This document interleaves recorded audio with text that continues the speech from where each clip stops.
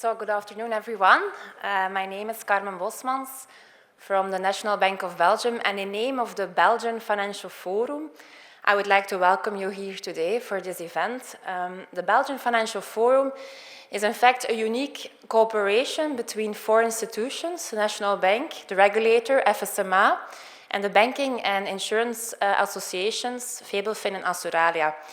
And for more than 30 years now, we have been organizing conferences on current topics here in Brussels, but also in the 15 regional centers throughout Belgium. During COVID, we were forced to switch to webinars, which were a big success, and they will keep on existing next to the physical conferences that we organize. The agenda for the rest of the year includes topics that are on top of everyone's mind today. Later this week, we have a conference on inflation in Kortrijk. We have something on real estate, energy crisis, impact of interest rates on banking sector, etc. Specifically on today's topic, the German economy, we initially planned to organize something after the government switch in December 2021 to reflect on Germany in a post-Merkel era. In the meantime, reality caught up, and Germany is really in the middle of not only a Ukrainian crisis, but also an energy crisis. Several economists now argue that the German success model is coming to an end.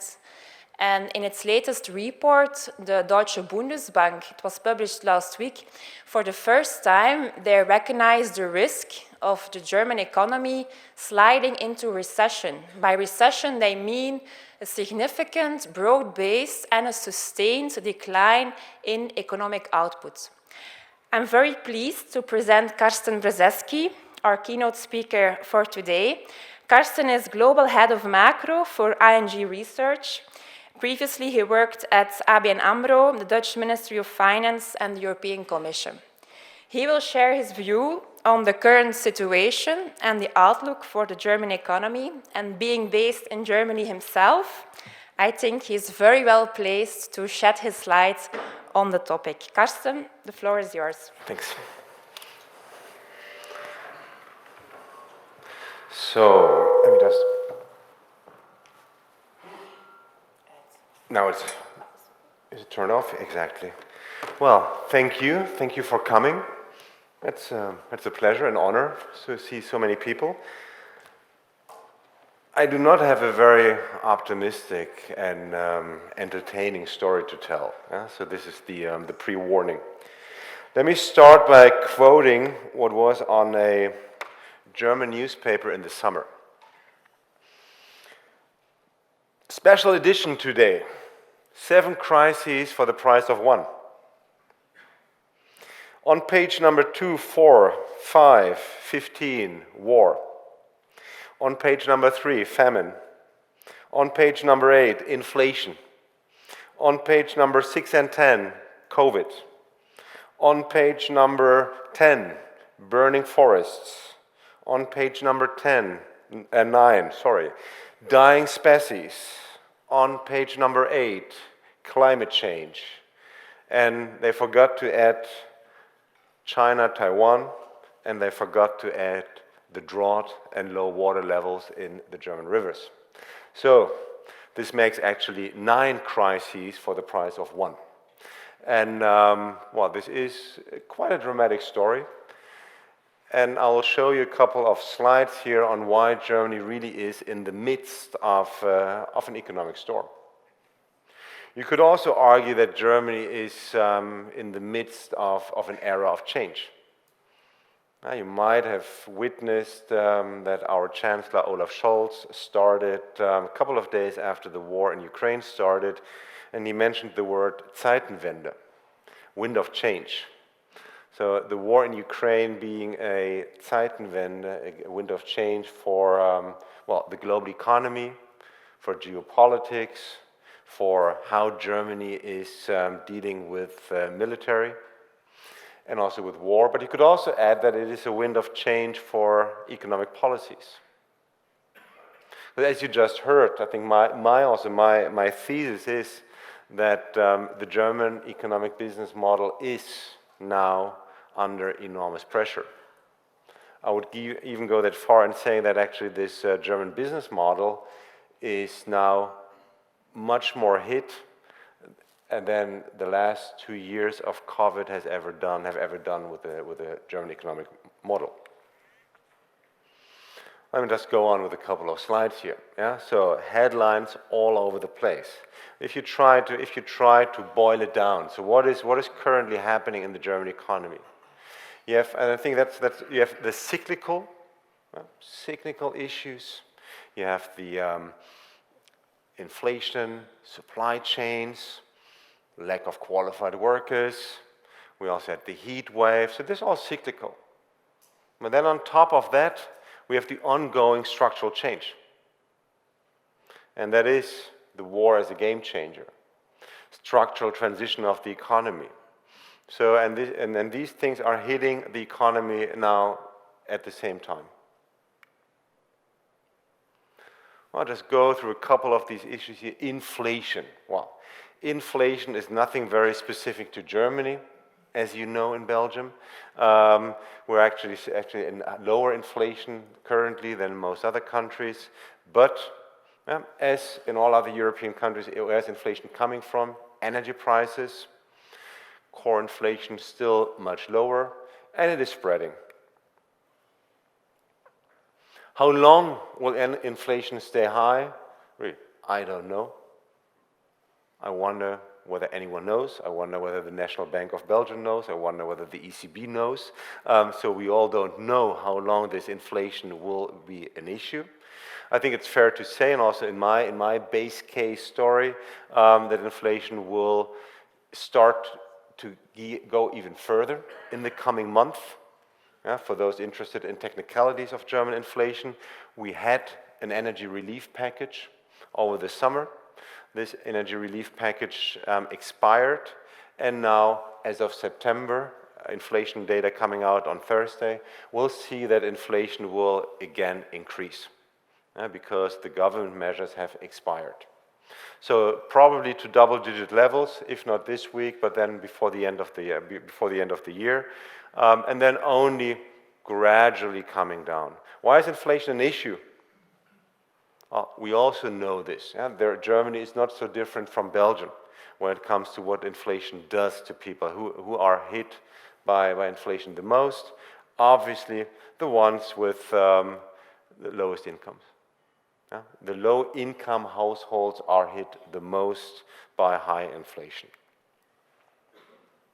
Then there are supply chains.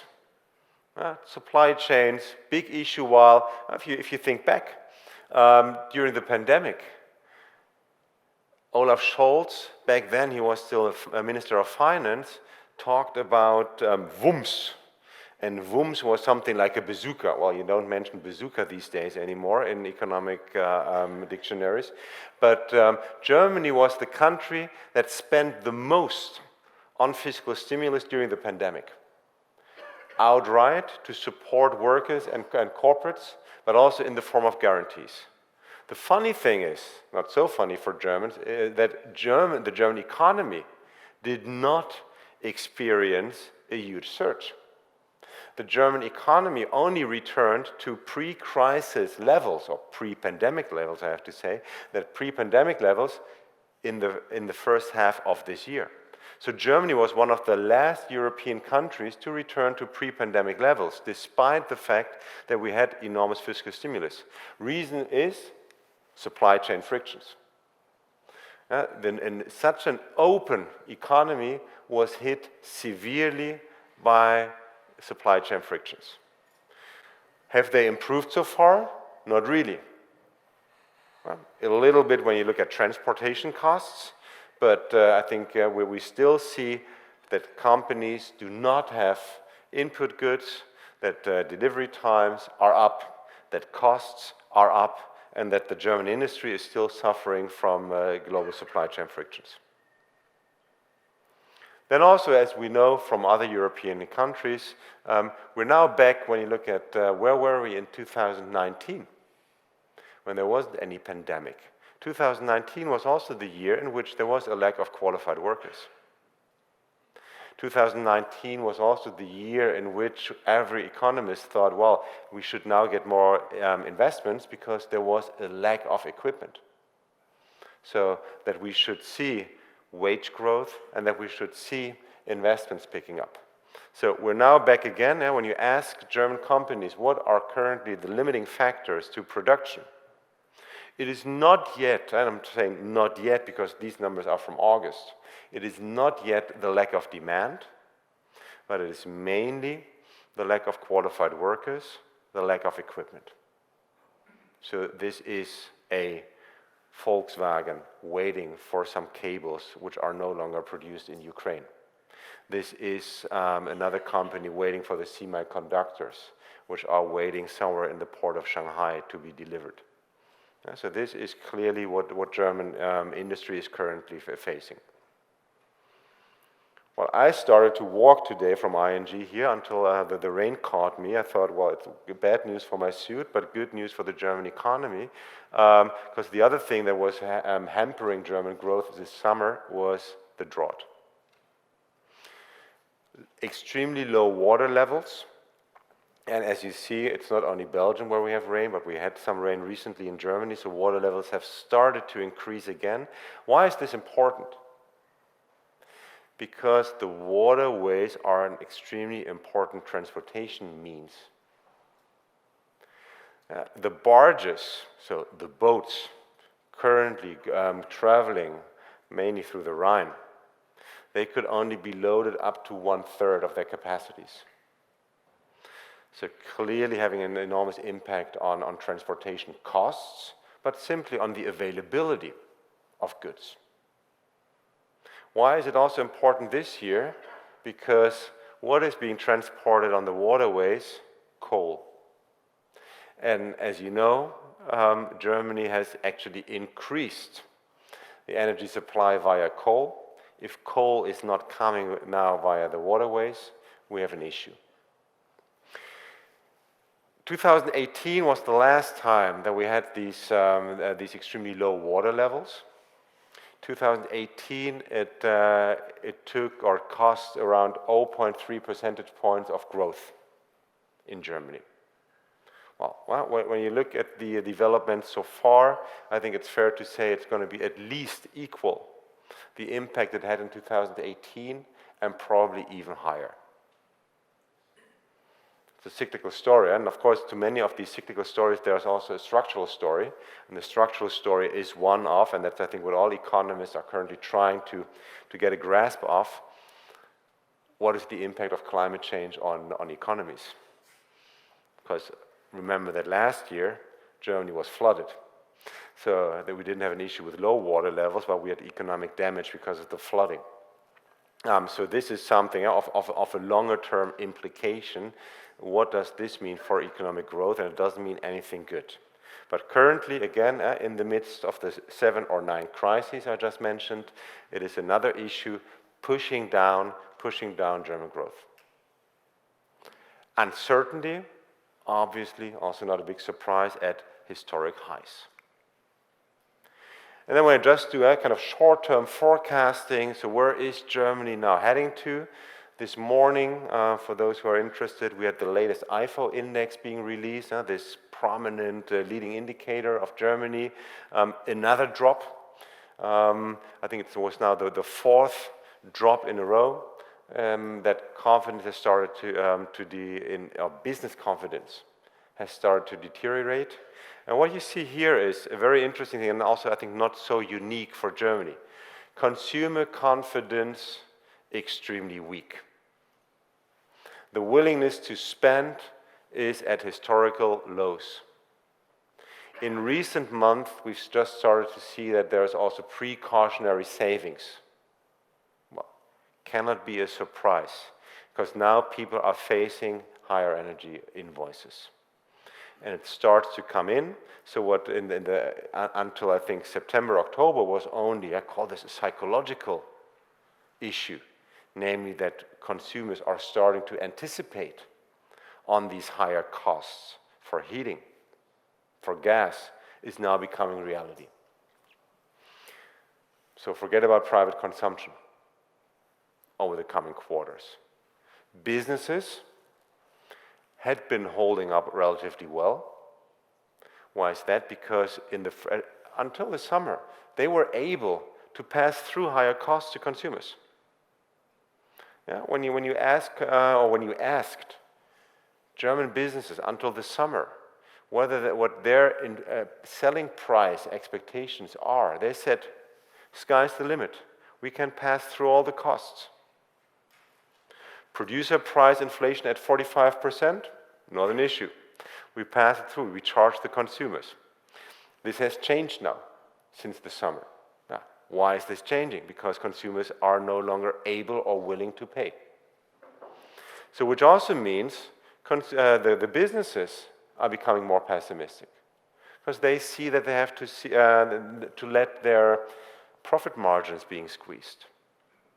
They have to carry the higher costs.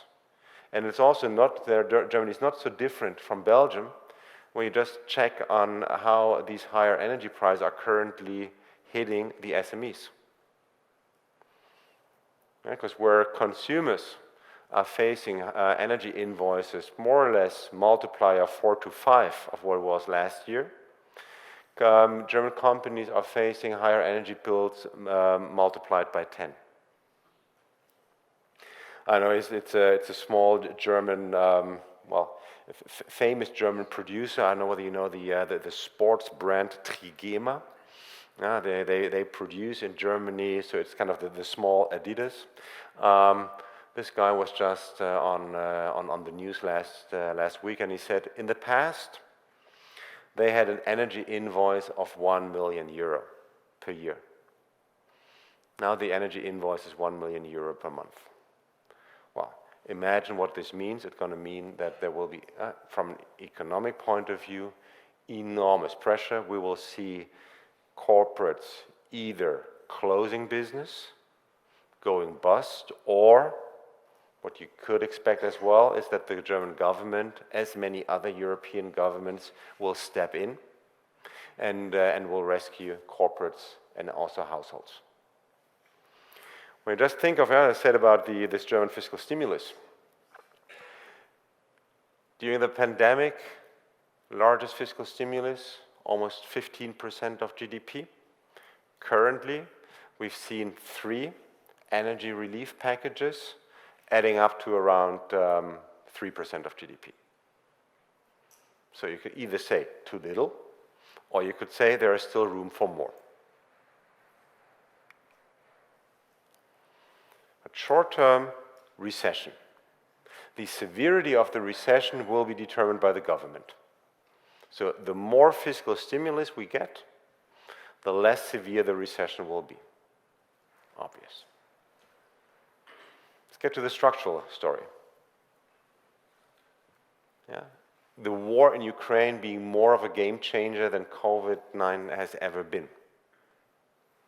Yeah. 3 issues.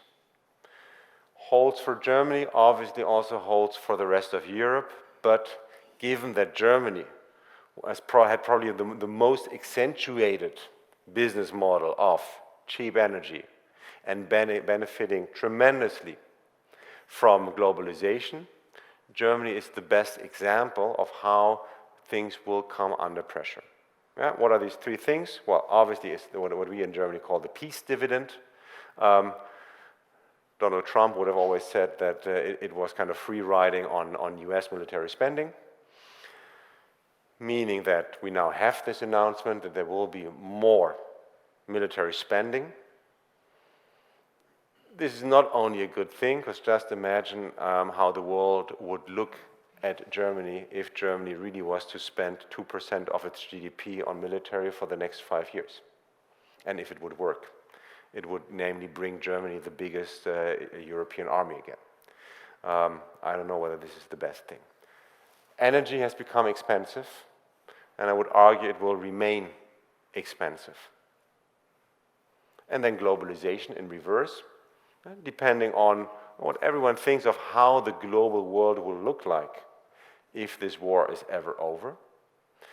In my base case, the world will be one in which globalization as we knew it is over. It will be more a world in which we have more deglobalization, more regionalization, which in any case means that a country which benefited like no other from just-in-time delivery, extremely efficient global trade, will suffer. And suffering could mean maybe it's just, restructuring the business. Maybe it also means that some businesses are no longer needed. Now we talk about German competitiveness. Because this is the big change coming. But how strong was Germany actually going into this crisis? Funny thing is, depending on which source you ask, there are different stories about how strong the German economy actually is. When I look about what Germany had invested over the last decade in the Merkel era, it was not a lot. So you see that actually Germany, and that's also interesting if you take a kind of a longer-term view, in the last years in which many people were cheerful about strong growth in Germany, and Germany being the strong member of the Monetary Union or the European Union. The main part came from the 2000s and early 2010s. But in recent years, Germany has stopped investing. That's also partly the flip side of balanced budgets, but there hasn't been a lot of investment. When you look at the infrastructure of the German economy, it had been crumbling already for years. This is also why now you see so many investments. I don't know who of you has ever actually been on a German highway these days or tried to take the German railway system. Delays all over the place, construction works all over the place. So something is happening, but the infrastructure is currently very weak. Digitalization is also a big issue. Germany has simply missed the wave of digitalization. Germany is somewhere in the middle of Europe. And why is that? There are also many reasons to it. First of all, there was skepticism about digitalization. And that actually had a good reason. When you ask German companies about whatever Internet of Things, they always said, well, we had it in the late 1990s, in early 2000s. And see what happened, it was just a big bubble. We also had this criticism in the late 90s, early 2000s. Germany, sick man of Europe. What did we do? Did we all do new economy? No, we didn't. What did we do? We just did what we were good at and actually becoming more efficient. Germany continued to be strong in manufacturing, but they were more efficient. They also, what then the companies not always share with others, is Germany also benefited a lot from outsourcing to Eastern Europe. EU enlargement, cheap labor. Germany also benefited a lot from the emergence of China. China joining the World Trade Organization. There was an enormous demand for German investment goods. So this is also what helped Germany. But it explains why now, and now is already 5-10 years old. I remember when Angela Merkel was still talking about Neuland when she was asked about the internet. And I think this was something like 2012 or 13. So not so much Neuland. And only now very recently have digitalization efforts started.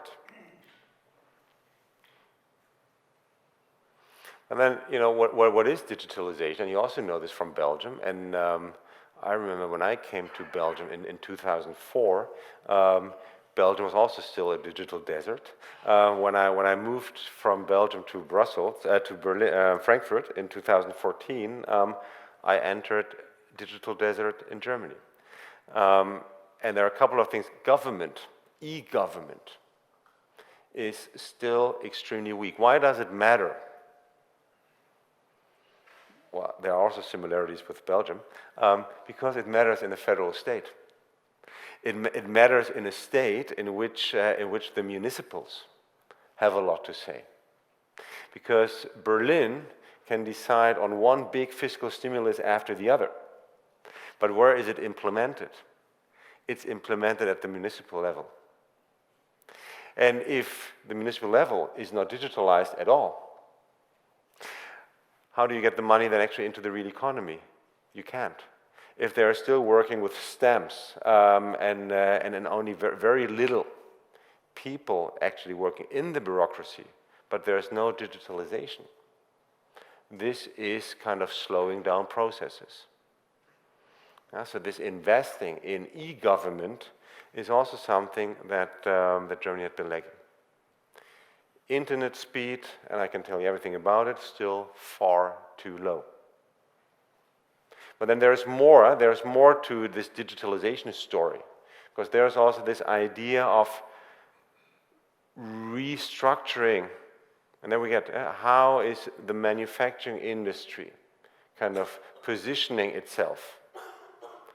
Are we moving towards more 3D printing? Are we moving through more cloud computing?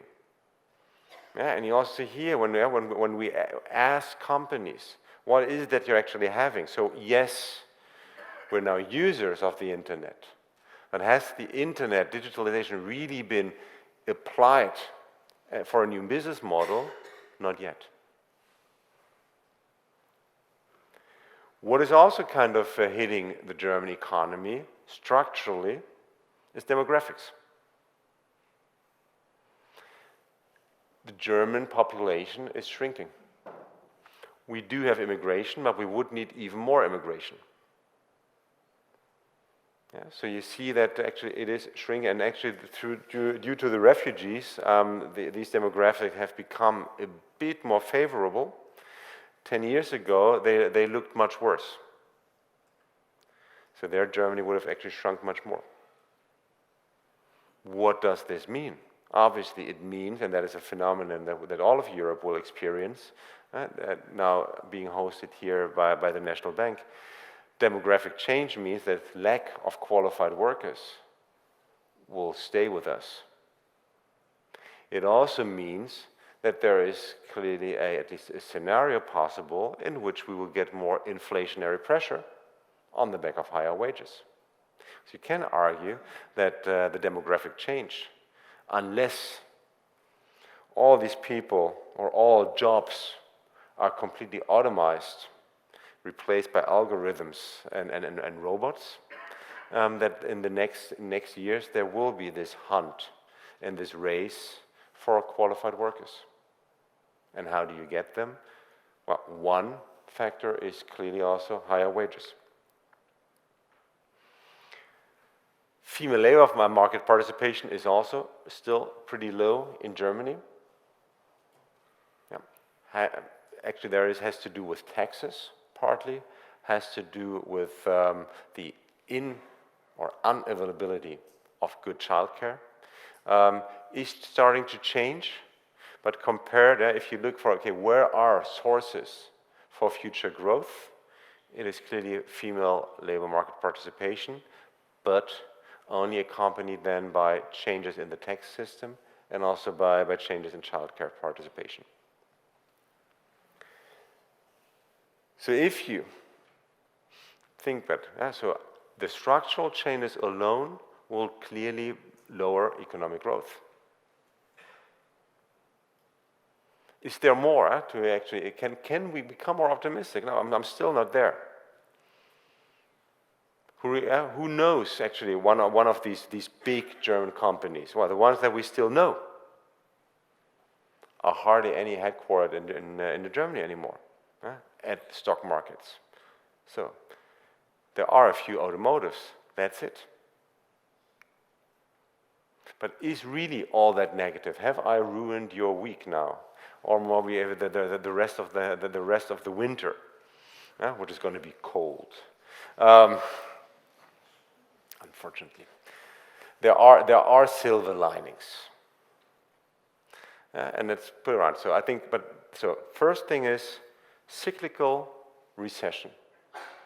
Structurally, already pretty challenged before the war started, and the war is now actually putting even more pressure on these structural challenges.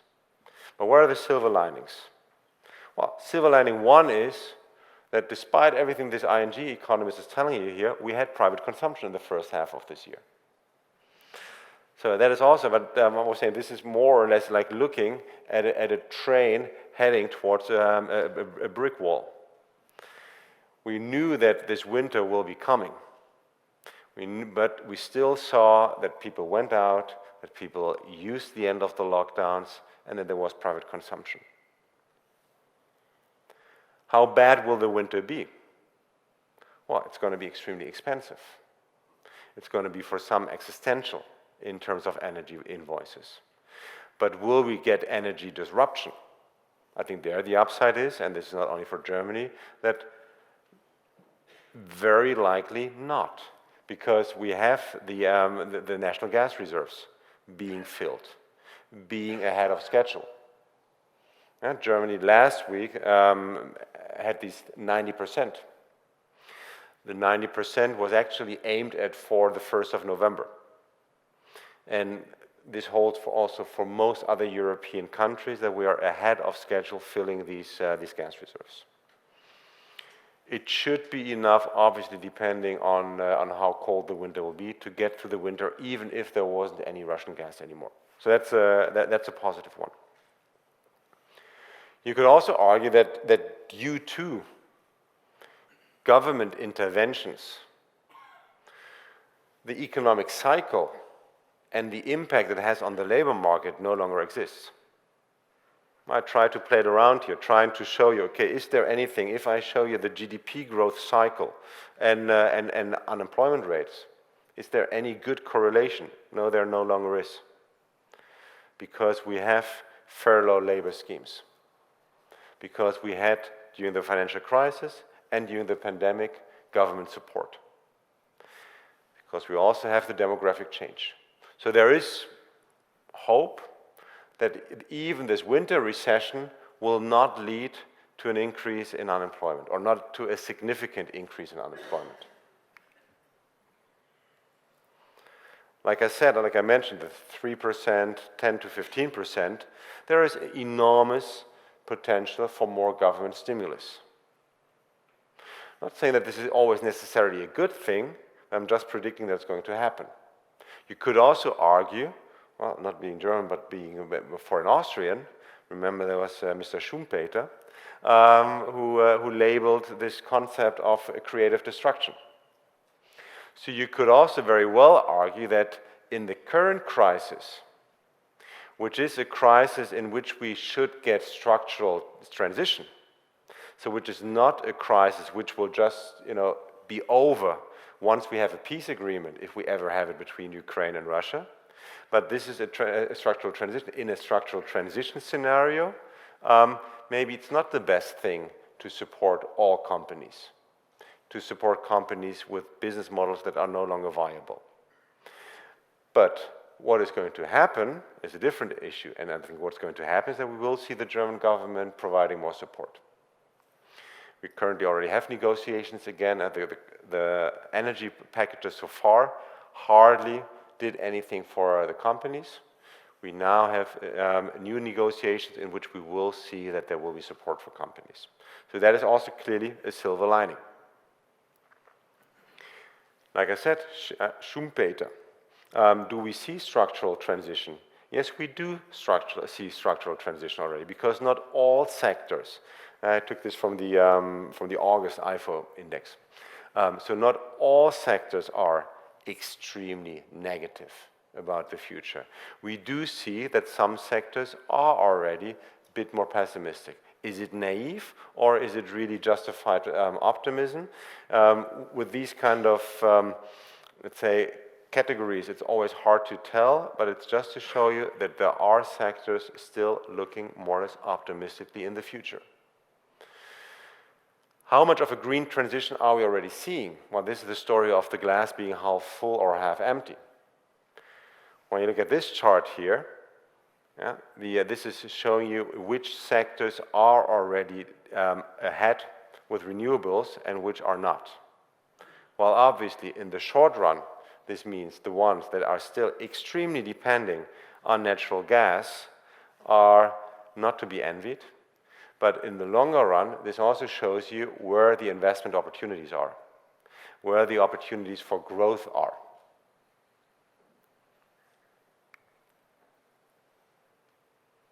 And just back to economics. So where does Germany stand compared with the other countries? Yeah. And this is not, like I said, I showed you the digital, the infrastructure, so the structural weaknesses. I want to just look at the numbers. Numbers showing you here, unemployment rate, extremely low. Government debt level, extremely low. Inflation, can't call this extremely low, but lower than other European countries. So this is, as a starting position, not so bad to start structural changes. We all know, and I think we all know that structural transition at the start always is costly. It will never immediately lead to benefits. But after a while, it can. And when you look more or less in German recent economic history, and this is supposed to lighten you up a little bit. If you look in recent history, we had at least kind of 3 episodes since reunification, which in the end turned out well. And I think that's also important. So I'm pointing on the weaknesses. I have to put my finger in there. At the same time, Germany is such a big country, it will never just simply fall off the cliff. It takes extremely long to change the course. After reunification, Germany managed. The structural reforms of the early 2000s, they managed.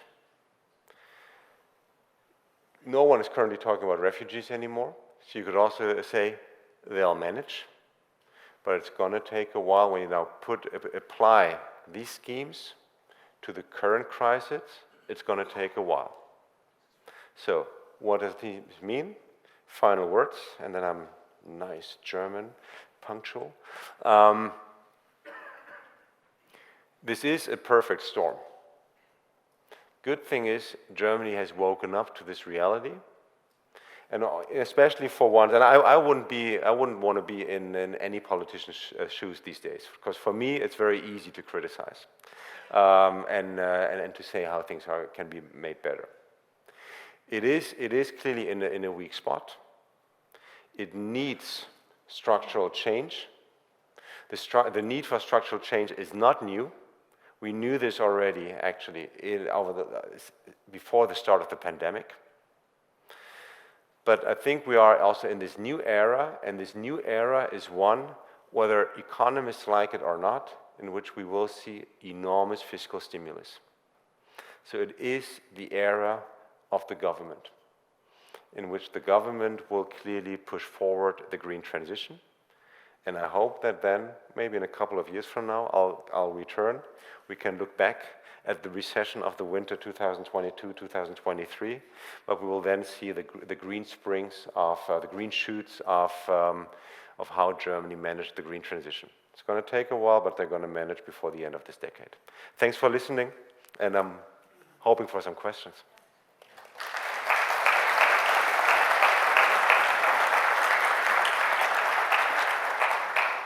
Carsten, thank you for sharing your views. I think it's always nice to see that there are some positive elements and that Germany has quite a few buffers to withstand the crisis.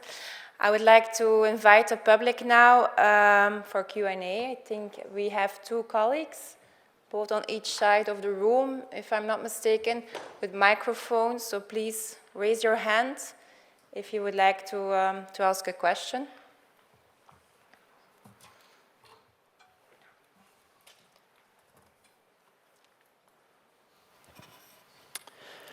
You have not talked so much about the nuclear situation in Germany.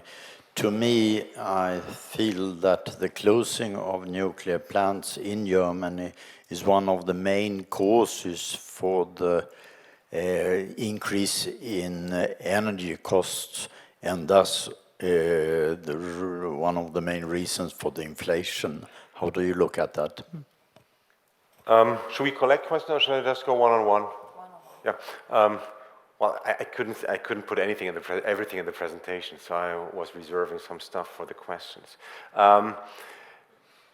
Nuclear energy accounted, I think, for 15% of the energy supply until last year, when 3 of the last 6 were closed. So it clearly contributes to the energy price shock. It still does. Russian gas is clearly the bigger chunk. Yeah, when you look at the gas is 45%. So it is clearly this exposure to Russia, and the decision to close nuclear power plants without having an alternative.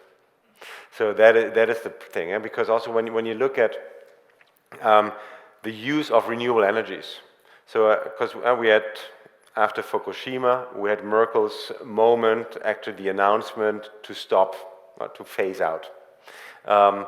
And in the first years, we saw that renewable energies were still increasing, but stagnated. I think they stagnated now over the last, well, not this year, but between 2018 and 21, stagnation, it was even less from renewables. So that the decision to stop without having a good alternative is clearly another part. Doesn't matter whether I have a personal view on this one, I'm just going to tell you what's going to happen. For the Greens, it is obviously ideology. And there are so many different stories on whether or not you could restart a nuclear power plant or not. I'm not the expert. I hear different views. I think consensus view is they cannot be restarted. The only thing that could happen is that the last 3 operating nuclear power plants could be extended. But even that is apparently not completely clear, because then you need new fire elements which are not available, etc., etc. So I don't see that they are investing into nuclear anytime soon. So they're rather willing to bear the costs of these high energy prices right now.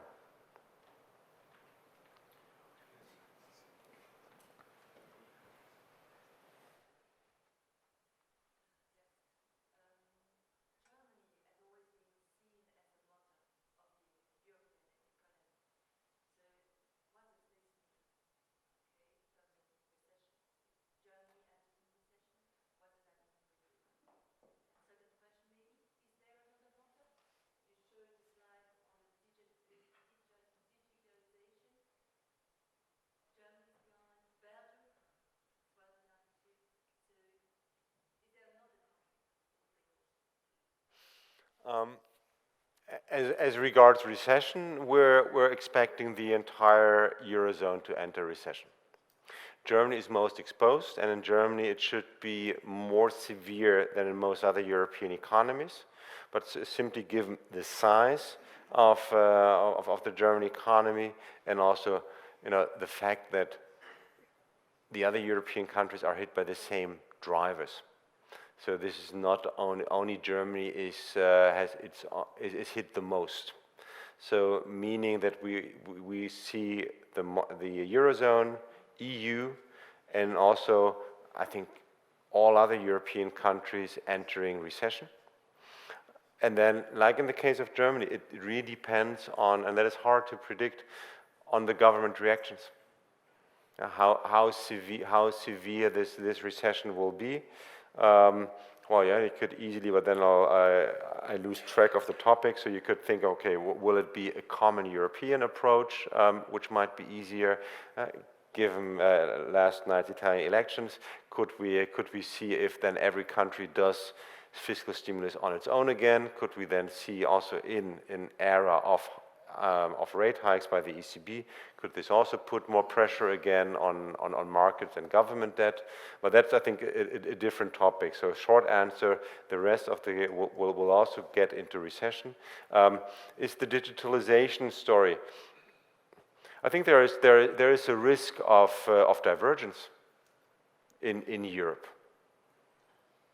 So so we're now hit by the same shock, not equally, depending on exposure to Russian gas, depending on exposure to global trade.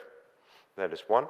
But now, if you do a fast forward, clearly these structural changes, digitalization, infrastructure,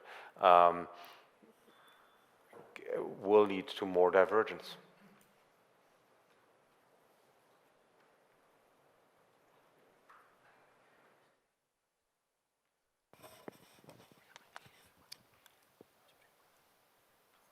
Je mocht hem niet geven.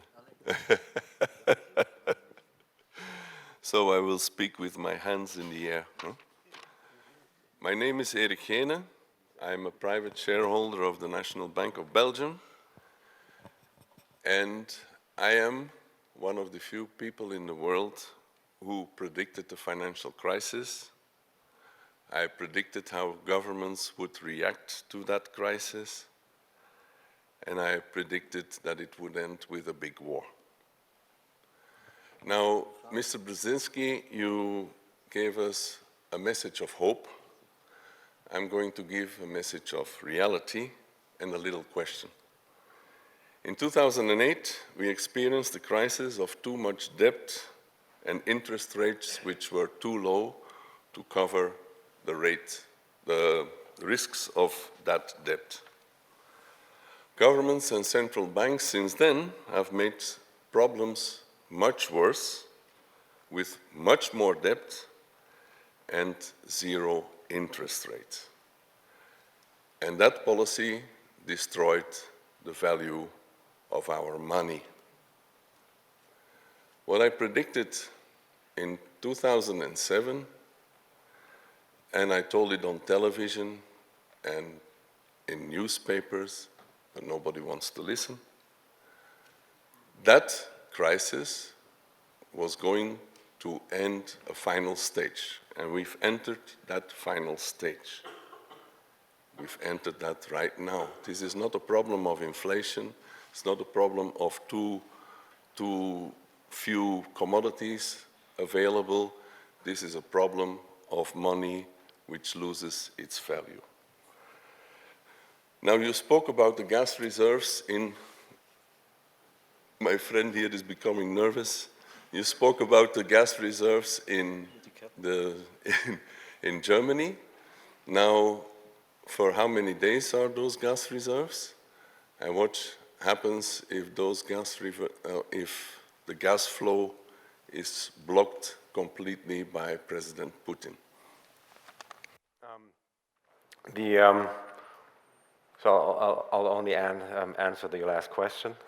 The other one is for the coffee afterwards.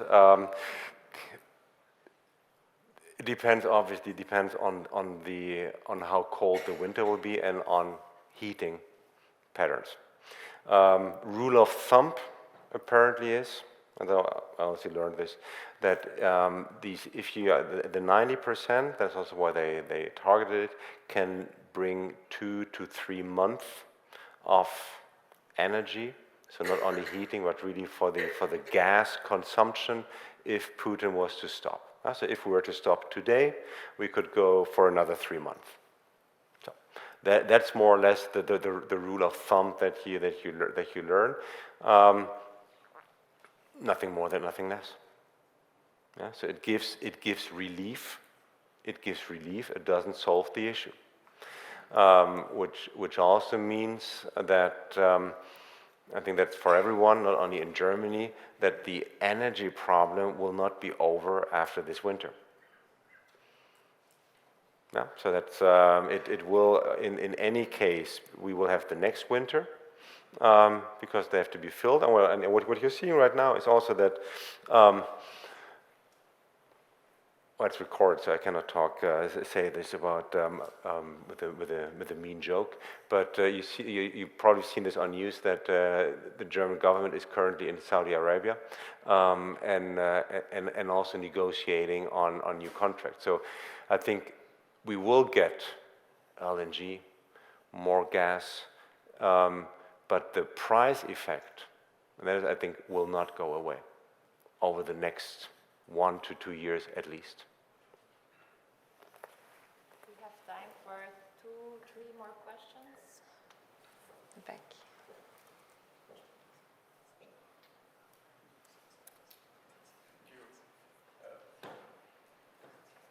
We hear more and more that the problem of the government is not a real one, because the European Central Bank will steadily be there to rebuy the debts and continues at the time there is a foregone of debt.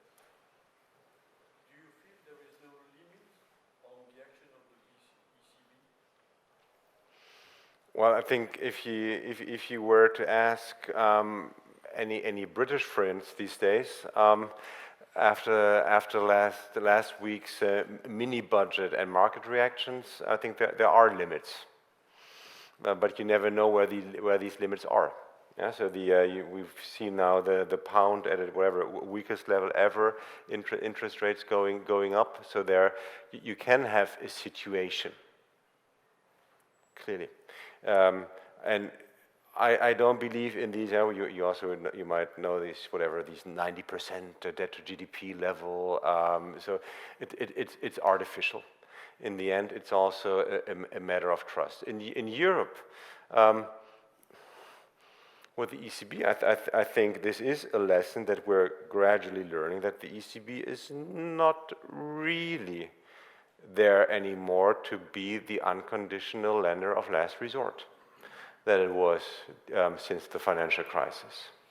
And I think that's very important, because you cannot, as a central bank, but the colleagues here know this better than I do, you cannot hike interest rates, fight inflation, and at the same time be the lender of last resort. It's impossible.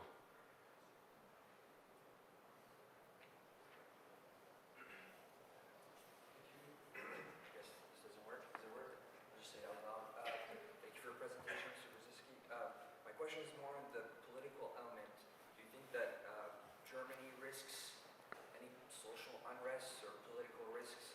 For example, given the Polish demand for war reparations, do you think that this and the rise of the right in Italy and other countries, do you think that there is a high inflation, like you said, there's low wage earners, the pressure on low wage earners? Do you think there is a risk of social unrest or things of that? There is clearly the risk for social unrest. That's for sure. Yeah. Now, well, as in every country,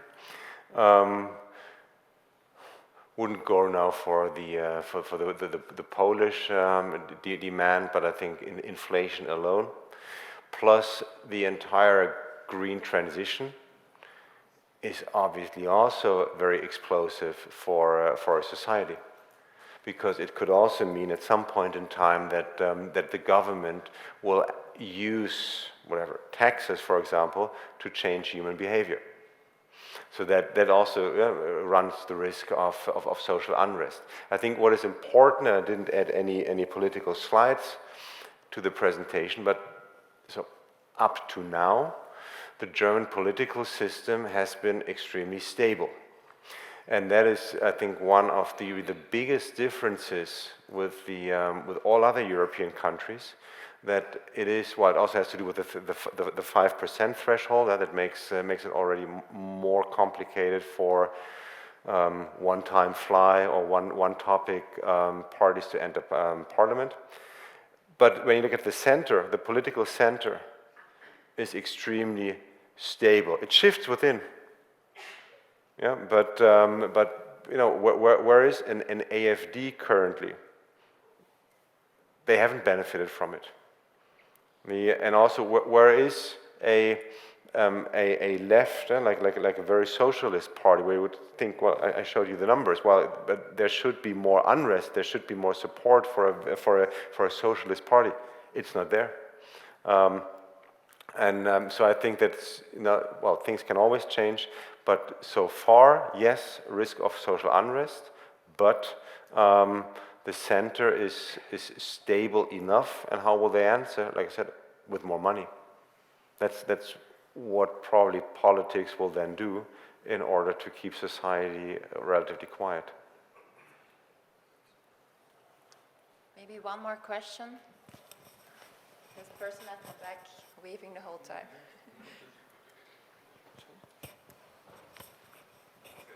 Doesn't seem to work so well with my voice. You clearly mentioned, thank you first of all, Carsten, for a very interesting presentation. You mentioned that the tailwinds that helped Germany over the past 1 to 2 decades are turning to headwinds right now. You say that we need to change, but Germany's been successful in changing has been successful in changing in the past as well. But the image I get right now is that Europe has depended on a strong German economy for the past 10, 15 years, a strong manufacturing sector. Now, globalization was crucial to that strength.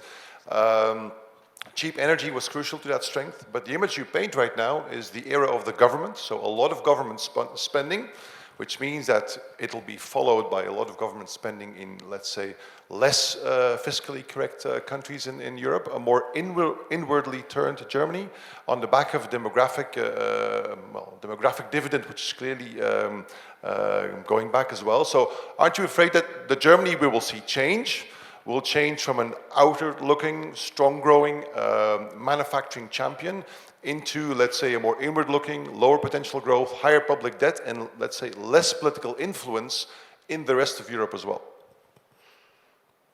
I took my happy pills today. I cannot completely disagree, because the latter one is also possible. Yeah, I think that's, but so none of us has the crystal ball. I've become too old to think that, that extreme scenarios materialize. Once in a while they do. But in my job, I'm also not,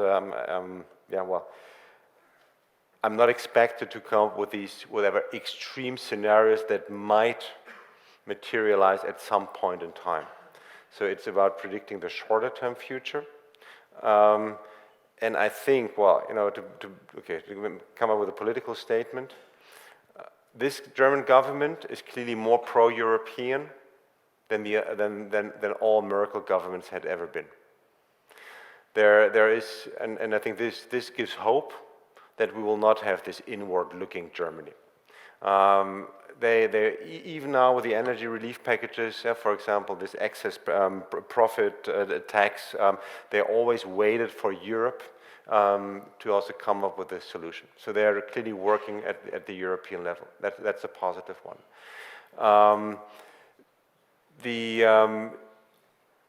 Can you exclude that there will be some turn? No.